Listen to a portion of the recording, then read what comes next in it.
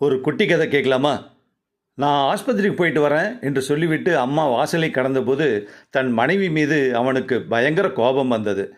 காலங்காத்தில் அம்மா சாப்பிடாம வெளியே போகிறாங்க, சாப்பிட்டு போன்னு ஒரு வார்த்தை சொல்கிறியா என்று கோபத்துடன் கத்தினான். வீட்டில் என்ன நடக்குதுன்னு தெரியாமல் கத்தாதீங்க.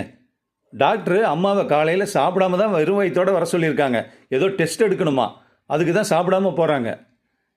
அதை கேட்டதும் அவனுக்கு கோபம் அதிகமானது. உடனே வெளியே வந்து எட்டி பார்த்தான். அம்மா சற்று தொலைவு போயிருந்தார். உடனே தன் பைக்கை எடுத்துக்கொண்டு அம்மாவின் அருகே சென்று நிறுத்தி, அம்மா கொஞ்சம் இருங்க, நான் ஹோட்டலில் போய் 4 இட்லி வாங்கிட்டு வரேன்.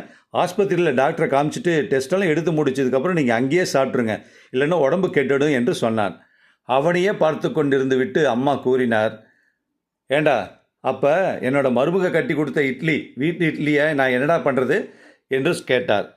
மாமியார் மருமகள் நினைத்து சந்தோஷப்பட்டான் அவன்.